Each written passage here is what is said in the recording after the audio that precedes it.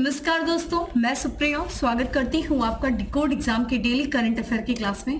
दोस्तों, आज हम अपनी करंट अफेयर की क्लास में डिस्कस करेंगे 27 में 27 मई से रिलेटेड करंट अफेयर को। तो चलिए दोस्तों, जल्दी से आप सभी लोग सेशन से जुड़ जाइए, सेशन को आप सभी लोग शेयर कर दें।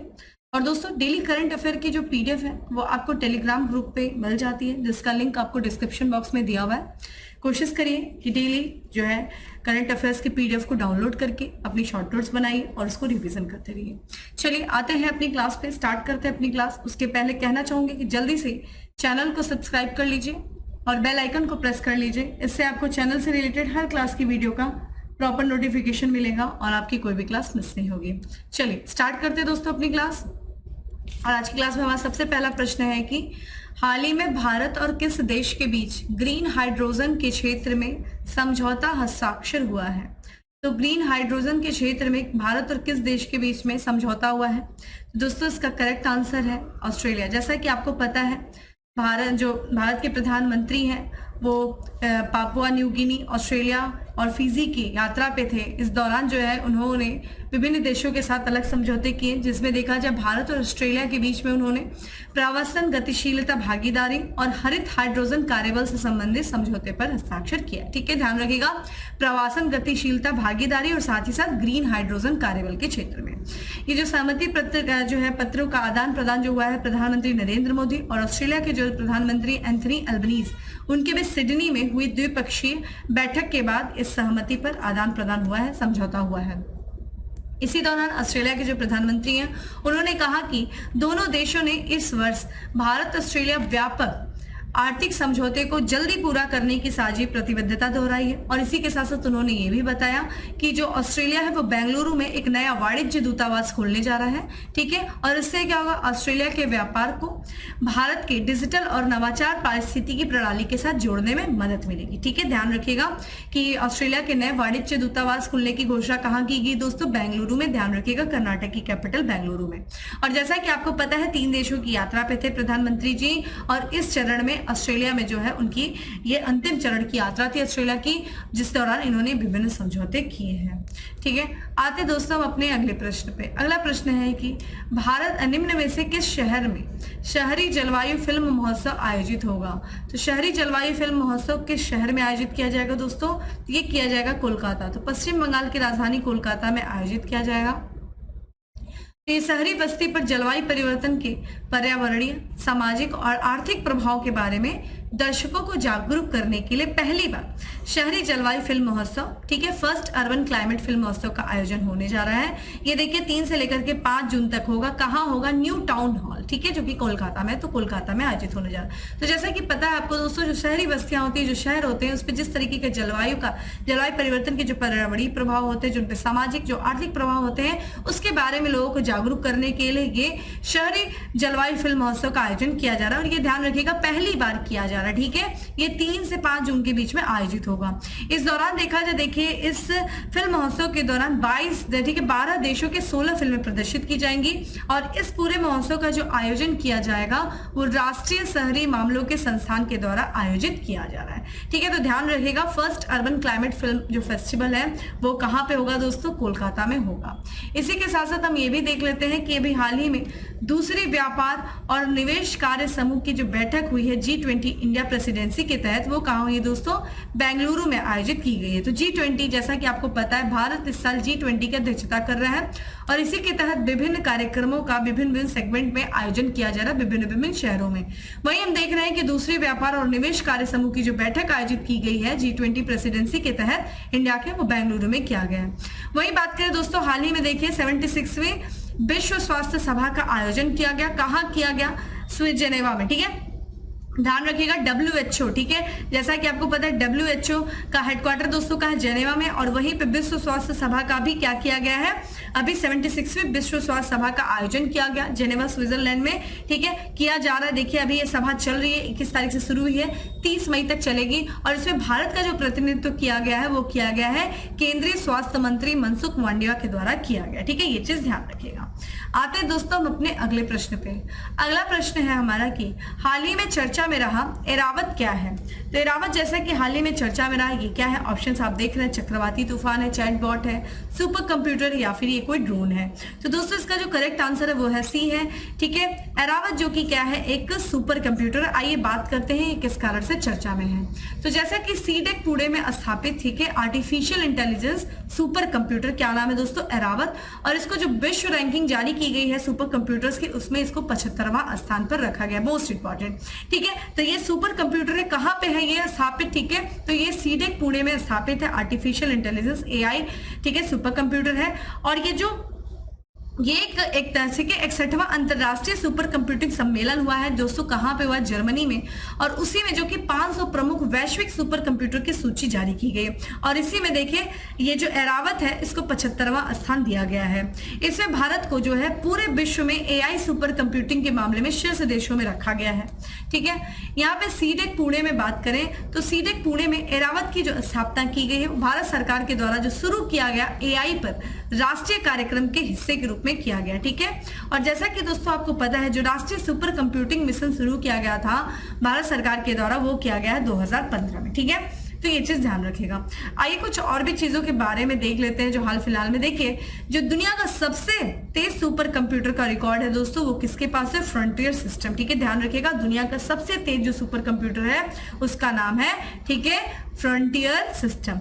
वही बात करें कि सबसे अधिक जो है सुपर कंप्यूटर किस देश के पास है दोस्तों? तो चीन के पास है। ठीक है, ध्यान रखिएगा, चीन के पास जो है सबसे अधिक सुपर कंप्यूटर है। इसके बाद बात करें तो अमेरिका के पास है, फिर जापान के पास है, फिर France, Germany, Netherlands, Ireland, United Kingdom. ठीक है, सेकंड नंबर पे आपको बेसिकली ध्यान रखना है कि 5 कंट्रीज को ध्यान रखना है। ठीक है, भारत का पहला सुपर कंप्यूटर कौन सा है दोस्तों? परम 800 है। वहीं देखा जाए स्वदेशी निर्मित जो पहला सुपर कंप्यूटर कौन सा था? परम शिव। ठीक है, जो कि कहां स्थापित है? आईआईटी, ठीक है, बीएचयू में स्थापित है। ठीक है, आईआईटी बीएचयू में स्थापित है।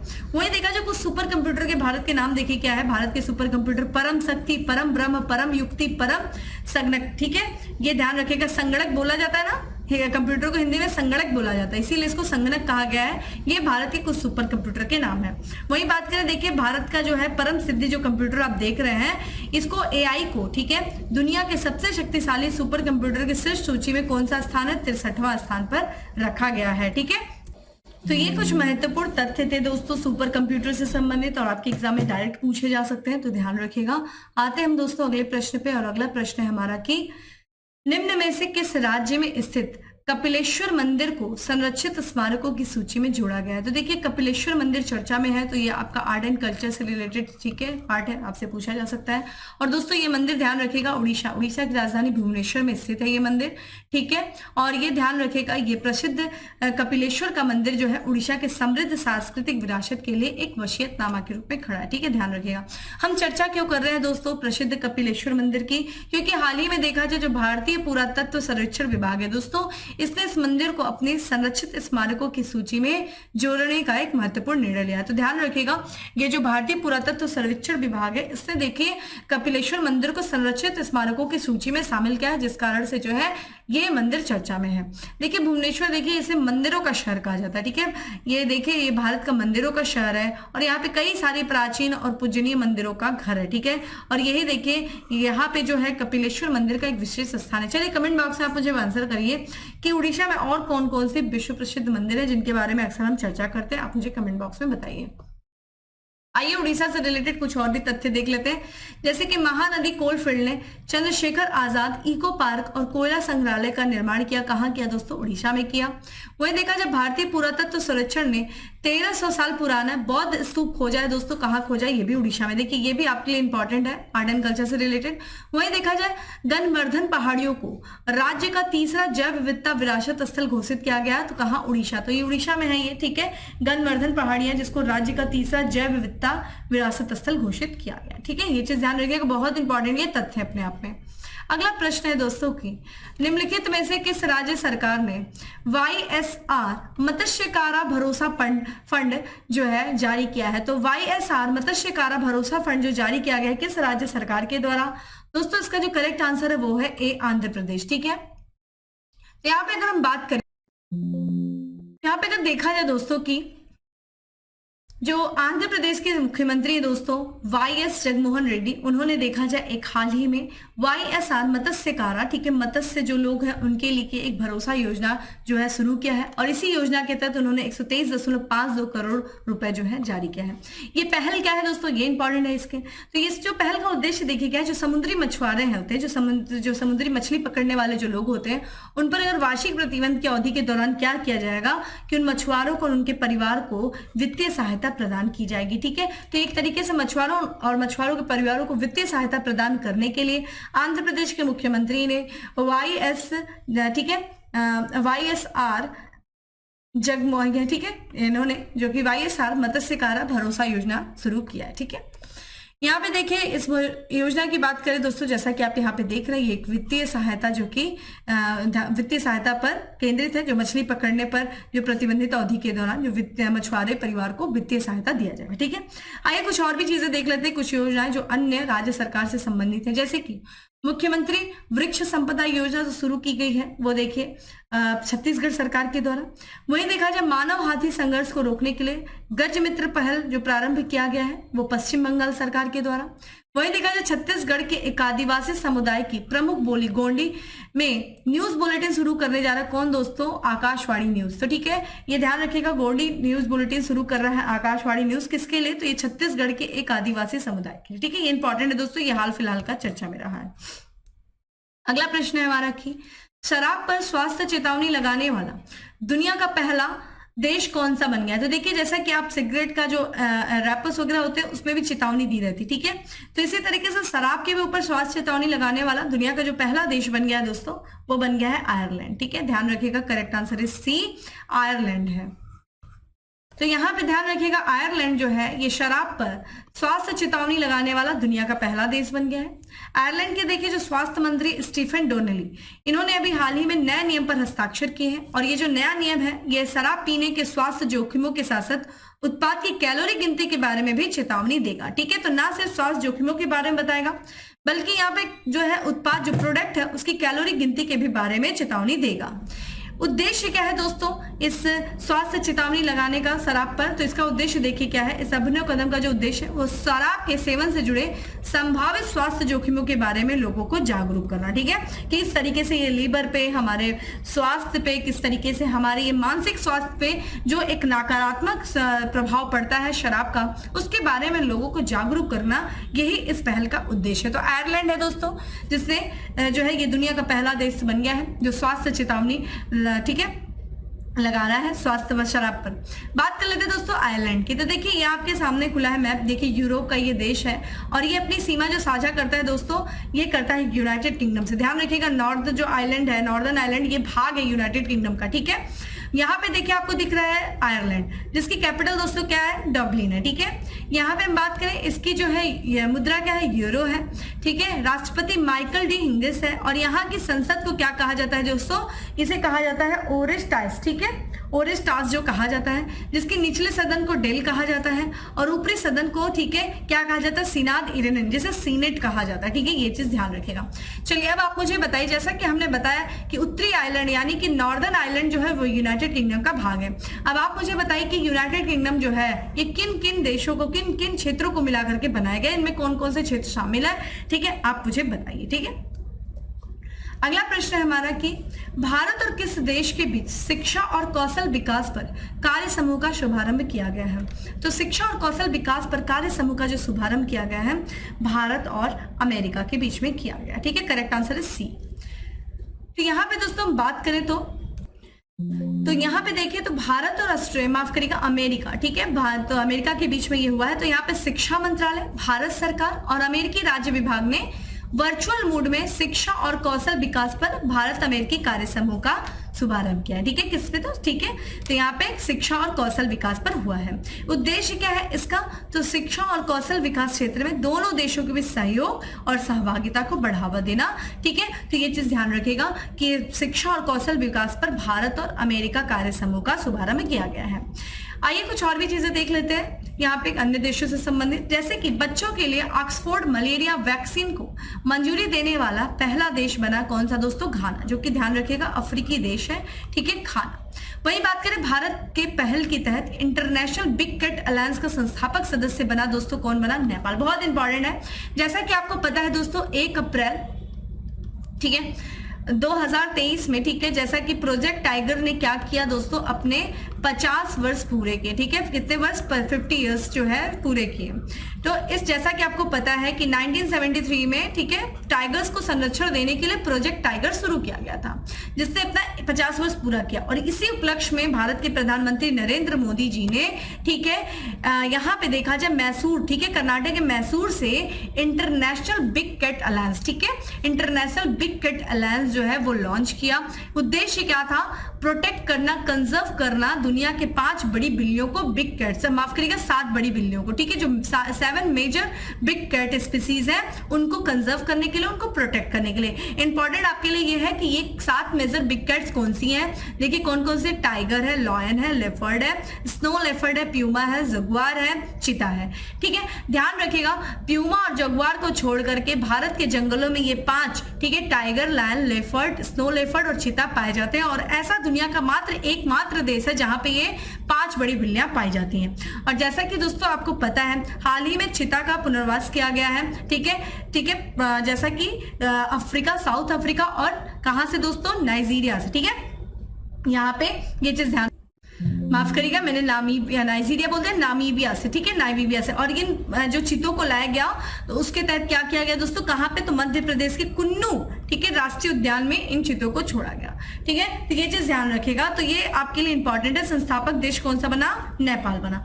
वहीं देखा जाए भारत ने पहली बार रक्षा सहयोग समझौता किया, किस देश के साथ? रोमानिया के साथ, ठीक है। चलते हैं अपने अगले प्रश्न पे। अगला प्रश्न है कि नेशनल ग्रीन ट्रिब्यूनल ने उत्तर प्रदेश के किस जिले में सोन नदी के सभी खनन गतिविधियों को रोकने का निर्देश जारी किया है? तो उत्तर प्रदेश के किस जिले में जो सोन नदी पे जो खनन गतिविधियां थी उसको रोकने का एनजीटी ने निर्देश जारी किया? ऑप्शन आप देख रहे हो, देख के कमेंट बॉक्स में आंसर करते रहा करिए। और ना सिर्फ आंसर करिए दोस्तों, साथ ही साथ शेयर करिए, लाइक्स बढ़ाइए, ठीक है। आप लोग का सपोर्ट बहुत इंपॉर्टेंट है हमारे लिए। और इसका करेक्ट आंसर दोस्तों क्या है? सोनभद्र है, ठीक है। तो यहाँ पे देखा जाए हाल ही में जो राष्ट्रीय हरित प्राधिकरण यानी कि नेशनल ग्रीन ट्रिब्यूनल ने जो उत्तर प्रदेश का सोनभद्र जिला है उसमें जो सोन नदी है उसके तल में जो सभी खनन गतिविधियां हो रही थी उस पर रोक लगाने का निर्देश जारी कर दिया है। अब एक तरीके से ये क्या है, ये बता रहा है, निर्देश जारी करना, रोकना, एक तरीके से ये दिखा रहा है कि इस क्षेत्र में अवैध खनन हो रहा था। तो ये अवैध खनन को उजागर करता है। और इतना ही नहीं, जो खनन कंपनियां उन पर पर्यावरणीय मुआवजा भी लगाता है, ठीक है, ये चीज ध्यान रखेगा। आइए बात कर लेते हैं सोन नदी के बारे में।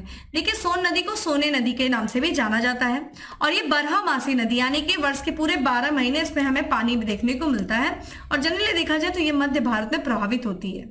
सोन नदी देखा जाए दोस्तों तो ये जैसा कि गंगा की सहायक नदी, सबसे बड़ी सहायक नदी यमुना है, ठीक है, ये देखिए गंगा प्रभावित हो रही है और ये दाहिने तट से जो है गंगा से मिलती है। देखिए आपसे पूछा जाता है कि बाएं तट से कौन मिल रहा है, दाहिने तट से कौन मिल रहा है, तो यमुना भी देखिए दाहिने तट से मिलती है और सोन नदी भी दाहिने तट से मिलती है। और ये दूसरी सबसे बड़ी जो है गंगा की सहायक नदी है, ठीक है, दूसरी सबसे बड़ी दक्षिणी, ठीक है, दाहिने तट की सहायक नदी है। बात करें कहां से जो है निकलती है सोन नदी, तो ये छत्तीसगढ़ के गोरेला पेंड्रा मरवाही जो जिला है वहां से ये अमरकंटक की पहाड़ियों के समीप से निकलती है और ये फाइनल रूप से गंगा में कहां मिलती है, तो जो बिहार की राजधानी पटना है वहां पे ये गंगा से मिल जाती है। ये देखिए 4 राज्यों से होकर के प्रभावित होती है, छत्तीसगढ़ में, मध्य प्रदेश, उत्तर प्रदेश और बिहार में। बिहार में तो ये मिल ही जाती है, ठीक है, और छत्तीसगढ़ से इसका उद्गम होता है। इसकी सहायक नदियां कौन कौन सी? घग्गर है, जोहिल्ला है, छोटी महानदी है, बनास है, ठीक है, गोपद है, रिहंद है, कनहर है और उत्तरी कोयल नदी है। तो ये कुछ इसकी सहायक नदियां हैं। तो ये बहुत इंपॉर्टेंट है दोस्तों आपके लोग के लिए। थोड़ा सा इसकी लोकेशन देख लीजिएगा, देखिए इस बार प्रश्न भी आया था। बात कर लेते हैं दोस्तों एनजीटी के बारे में। तो आप मुझे बताइए दोस्तों नेशनल ग्रीन ट्रिब्यूनल की स्थापना किस वर्ष हुई थी, ठीक है, आप मुझे इसके बारे में बताइए। अगला प्रश्न है हमारा कि किस राज्य सरकार ने हम हर सुघर लायक अभियान का शुभारंभ किया है, ठीक है, तो हम हर सुघर लायक जो है सुघर लायक अभियान का जो शुभारंभ किया गया वो छत्तीसगढ़ सरकार के द्वारा किया गया है। तो यहाँ पे छत्तीसगढ़ के जो दोस्तों मुख्यमंत्री हैं भूपेश बघेल, उन्होंने दुर्ग जिले के संकरा में भरोसे का सम्मेलन कार्यक्रम हो रहा था, उसी सम्मेलन के दौरान वहां उन्होंने हम हर सुघर लायक अभियान का क्या किया है, शुभारंभ किया है। इस अभियान का लक्ष्य क्या है? तो देखिए एक सर्वेक्षण किया जाएगा और इस सर्वेक्षण के माध्यम से देखिए 1800 जो है कुपोषित बच्चों की पहचान की जाएगी और इन कुपोषित बच्चों को क्या किया जाएगा? सुपोषित बच्चों की श्रेणी में लाने का प्रयास किया जाएगा इस पहल के तहत। ये एक तरीके से राज्य में दोस्तों अपनी तरह का पहला जिला स्तरीय पहल है और ये भूख के परीक्षण के माध्यम से बच्चों के विकास को क्या करेगा? प्रबंधित करेगा। ठीक है, तो एक तरीके से सुपोषण जो है प्रदान किया जाएगा उन कुपोषित बच्चों को। टोटल 1800 बच्चों की पहचान करके उनको अच्छा खान पान दे करके, ठीक है, उनके विकास की तरफ जो है मार्ग प्रशस्त किया जाएगा हमर सुघर लायक अभियान के तहत। ठीक है, ये छत्तीसगढ़ सरकार के द्वारा शुरू किया गया है। आइए दोस्तों आज के हम अंतिम एमसीक्यू की तरफ बढ़ते हैं और यह अंतिम है कि किस देश के लेखक जॉर्जी गास्पारिनो ने अपने उपन्यास टाइम शेल्टर के लिए 2023 अंतर्राष्ट्रीय बुकर पुरस्कार जीता है? तो ध्यान रखिएगा इस वर्ष का जो अंतर्राष्ट्रीय बुकर पुरस्कार है किसको मिला है दोस्तों? ये उपन्यास है टाइम सेटलर, जिसके देखिए लेखक है जॉर्जी गास्पारिनो, जो कि किस देश से संबंधित है दोस्तों? तो ये है बुल्गारिया से। ध्यान रखिएगा बुल्गारिया से हैंगे, तो ये बुल्गारिया के लेखक हैं। ठीक है, जॉर्जी गास्पारिनो, जिनके उपन्यास है दोस्तों टाइम सेटलर। ठीक है, इसको 2023 का अंतर्राष्ट्रीय बुकर पुरस्कार जीता है इन्होंने। ध्यान रखिएगा इंपॉर्टेंट है, इस तरह के प्रश्न पीसीएस में ज्यादा पूछे गए। इस उपन्यास का जो अंग्रेजी में अनुवाद किया गया है वो एंजेलिना रोडेल के द्वारा किया गया है और यह बुल्गारिया का, ध्यान रखिएगा, पहला उपन्यास है जिसे अंतर्राष्ट्रीय बुकर पुरस्कार मिला है। ये भी इंपॉर्टेंट है। बात कर ले टाइम सेटलर्स की, जो बुक है, ठीक है, तो एक मनोरंजन, ठीक है, और उल्लेखनीय साहित्यकृत है जो समय, पहचान और मानवीय अनुभव के विषय को की पड़ताल करता है। तो ध्यान रखिएगा ये क्वेश्चन अपने आप में इंपॉर्टेंट है दोस्तों, स्टार कर लीजिएगा, बहुत इंपॉर्टेंट है। तो ये था दोस्तों आज का हमारा 10 MCQ। अब बात करेंगे दोस्तों किसके बारे में? फैक्ट्स ऑफ द डे के बारे में। हमारा सबसे पहला आज का फैक्ट्स है कि भारत ताइक्वांडो की कार्यकारी समिति के अध्यक्ष बने, कौन बने? नामदेव शिरगांवकर बने। अगला है, राज्य सरकार ने घोषणा की है कि वह 1 करोड़ से अधिक ऐतिहासिक दस्तावेजों को संरक्षित करेगा। तो कौन? बिहार। ठीक है, तो बिहार राज्य सरकार जो है वो 1 करोड़ से अधिक ऐतिहासिक दस्तावेजों को संरक्षित करेंगे। विश्व स्वास्थ्य संगठन ने कला और स्वास्थ्य के लिए सद्भावना राजदूत नियुक्त किया है। किसे? रैनी फ्लेमिंग और प्रीति एंडेगो किया है। त्रिपुरा के मुख्यमंत्री माणिक शाह ने त्रिपुरा पर्यटन का ब्रांड एम्बेसडर दोस्तों किसे नियुक्त किया है? तो बीसीसीआई के पूर्व अध्यक्ष दोस्तों सौरभ गांगुली को। तो सौरभ गांगुली त्रिपुरा पर्यटन के नए ब्रांड एम्बेसडर बने हैं। 13वां बैडमिंटन सुधीर रमन कप खिताब अपने नाम किया है, किसने किया है? चीन ने किया है। तो दोस्तों ये था आज का हमारा करंट अफेयर। उम्मीद करती हूँ आपको अच्छा लगा होगा। अच्छा लगा हो तो शेयर करिए, ठीक है, ज्यादा से ज्यादा लोगों को शेयर करें दोस्तों, इसको लाइक्स बढ़ाइए। और बाकी डेली करंट अफेयर की PDF जो है वो आपको टेलीग्राम ग्रुप पे अवेलेबल है, लिंक आपको डिस्क्रिप्शन बॉक्स में दिया हुआ है। इसी तरीके से अपना सहयोग बनाए रखिए। चलिए दोस्तों फिर मिलेंगे हम अपने अगले सेशन में, तब तक के लिए bye, have a good day, stay safe and stay happy.